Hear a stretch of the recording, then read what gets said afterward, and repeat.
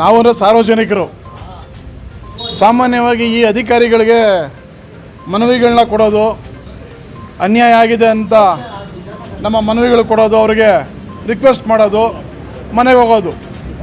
ಇವರು ನಮ್ಮ ಮನವಿಗಳನ್ನ ತೆಗೆದು ಕಸದ ಬುಟ್ಟಿಗೆ ಹಾಕಿ ಯಾರು ಇವರಿಗೆ ದುಡ್ಡು ಕೊಡೋರು ಬರ್ತಾರೋ, ಯಾರು ಇವರಿಗೆ ಬಂದು ಕೈಕಾಲು ಹಿಡಿಯೋರು ಬರ್ತಾರೋ ಅಂಥವ್ರು ಕೆಲಸ ಮಾಡಿಕೊಡೋದು ಮಾಮೂಲಿ ಆಗೋಗ್ಬಿಟ್ಟಿದೆ ಈಗ.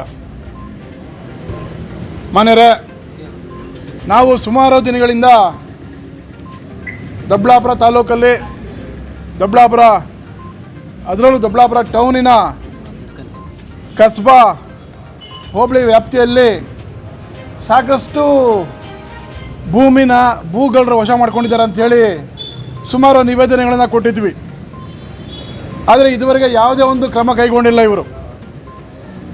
ಹಿಂದೆ ಇದ್ದಂಥ ತಹಶೀಲ್ದಾರ್ಗೆ ಪಾಪ ಅಮ್ಮ ನಾವು ಕೊಟ್ಟಂಥ ಮನವಿನ ನಾವು 2022ರಲ್ಲಿ ಒಂದು ಮನವಿನ ಕೊಟ್ಟಿದ್ವಿ.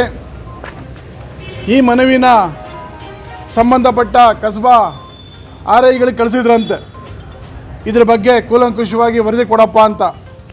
ಆ ಮನುಷ್ಯ ಅಮ್ಮ ಟ್ರಾನ್ಸ್ಫರ್ ಆಗಿ ಹೋಗೋರಿಗೆ ಕೊಡಲಿಲ್ಲ. ಅಮ್ಮ ಟ್ರಾನ್ಸ್ಫರ್ ಆಗಿ ಹೋಗೋ ದಿನ ನಾವು ಕೇಳಿದ್ವಿ, ಅಮ್ಮ ಏನಾಯ್ತಮ್ಮ ಅಂತ.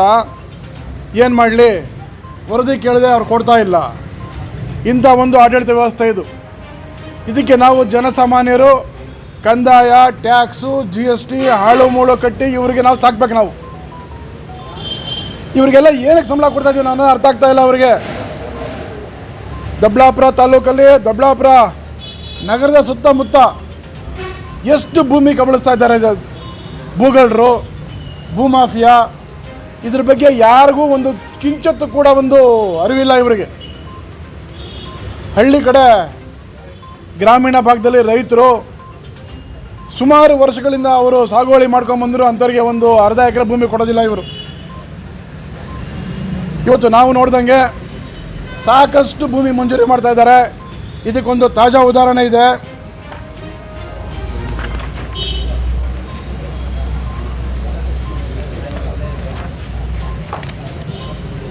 ಮುಂಬರುವ ಸ್ಥಳೀಯ ಮತ್ತು ರಾಜ್ಯ ಮಟ್ಟದ ಚುನಾವಣೆಗಳಲ್ಲಿ ಬೆಂಬಲಿಸಿ ದಿಗ್ವಿಜಯ ಭಾರತ ಪಕ್ಷ, ಇದು ನಿಮ್ಮ ಪಕ್ಷ.